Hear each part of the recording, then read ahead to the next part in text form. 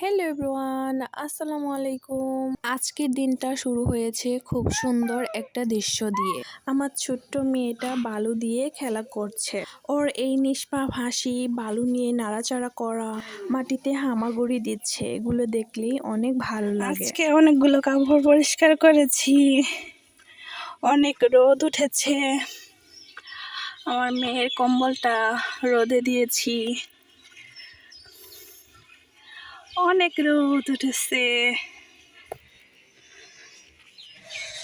কাপড় পরিষ্কার করে হারাম ধরছে। আজকে কম্বলটা পরিষ্কার করেছি আর এই কম্বলটা রোদে দিয়েছি আর বাচ্চা কাচ্চা কাপড় পরিষ্কার করলাম। আজকে রোদ ভালোই উঠেছে।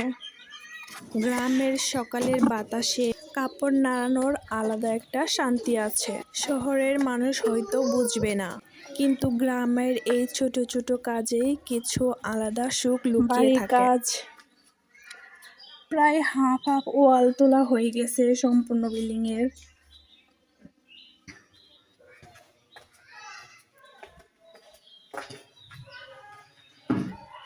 সব সাইডে প্রায় হাফ ওয়াল তোলা হয়েছে।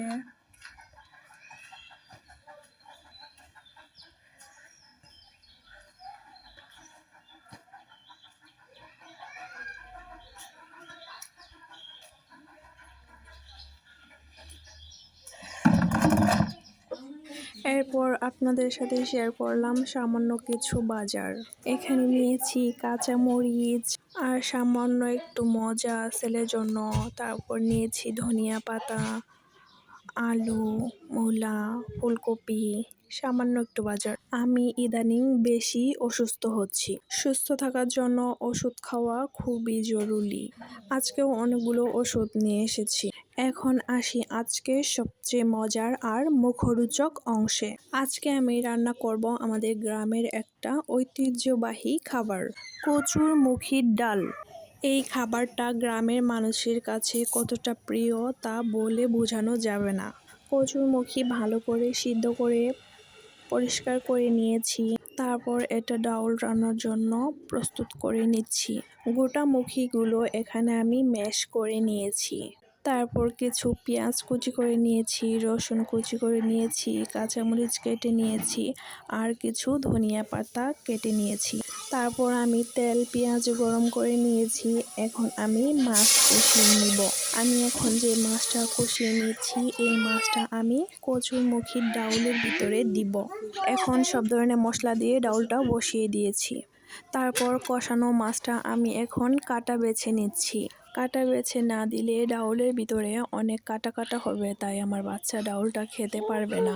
মাছটা আমি সুন্দর করে বেছে কাটা ফেলে দিয়ে মাছটুকু ডাউলের ভিতরে দিয়ে দিব।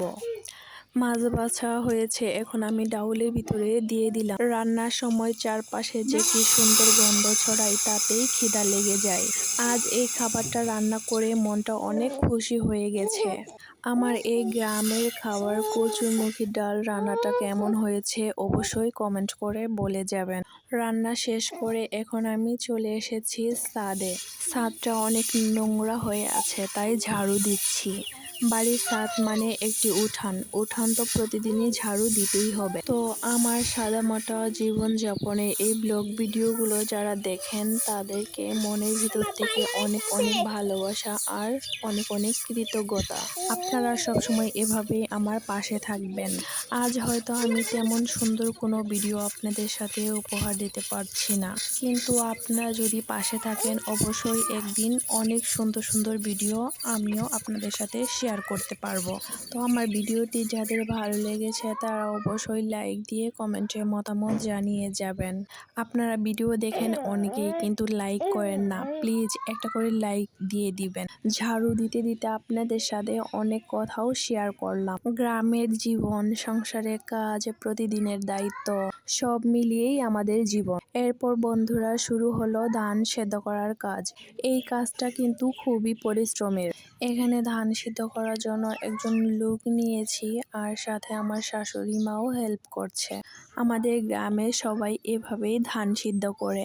ধান সিদ্ধ করা হয়ে গেলে সেই ধান আবার রোদে নাড়তে হবে। ধান শুকিয়ে সেই ধান থেকে চাল বের করা হবে। সেই চাল থেকে আমরা ভাত রান্না করে খাই। ধান সিদ্ধ করা হয়েছে, এখন ধানগুলো ছাদে নেড়ে দিয়েছি। আমাদের যেহেতু বেশ কয়েকদিন আগে ছাদ ঢালাই হয়েছে, তাই ছাদেই সরাসরি ধানটা নাড়তে পারলাম না। এখানে নেট বিছিয়ে ধানটা নেড়েছি। ধান শুকাতে দিয়ে বারবার ধান পা দিয়ে দিচ্ছি। এভাবে ধান পা দিয়ে দিলে ধান তাড়াতাড়ি শুকিয়ে যাবে। এই অনুভূতিগুলো শহরে থাকলে কখনোই পাওয়া যায় না। এই মাটি আমাদের শিকড়, মাটি আমাদের পরিচয়। তাই শহর নয়, গ্রামই আমাদের ভালো লাগার জায়গা, পছন্দের জায়গা, মায়া আর ভালোবাসার টান। তো আমি ধান নাড়াচাড়া করতে থাকি, আপনারা পুরো ভিডিওটি দেখতে থাকুন। আমি কাজ করছি আর আমার বাচ্চাটা কোল থেকে নামতেই চাচ্ছে না। একা মানুষটা জানে বাচ্চা সামলানো মানে শুধু দায়িত্ব না, এটা নীরব যুদ্ধ। এক হাতে কাজ করছি আর এক হাতে ওকে কোলে নিয়ে আছি। নিজের কষ্ট লুকিয়ে ওর মুখে হাসি ফোটাই। রাতে জ্বর এলে ঘুম ভাঙে ভয় নিয়ে। আমি একা হাতেই বাচ্চা সামাল করি। আমার বাচ্চাকে আদর করার মতো কেউ নেই। আমি ক্লান্ত হই, ভেঙে পড়ি, তবুও শক্ত থাকি। কারণ আমি জানি আমি ভেঙে পড়লে আমার বাচ্চার পৃথিবীটাই ভেঙে পড়বে। সবসময় দুশ্চিন্তা, বাচ্চা ঠিক আছে তো? আজকে পাখিদেরকে দাওয়াত খাওয়াইতাছি। একা হলেও আমার বাচ্চাদের জন্য আমি পুরো একটা পৃথিবী। আমার বাচ্চাদের জন্য সবাই দোয়া রাখবেন। আল্লাহ হাফেজ।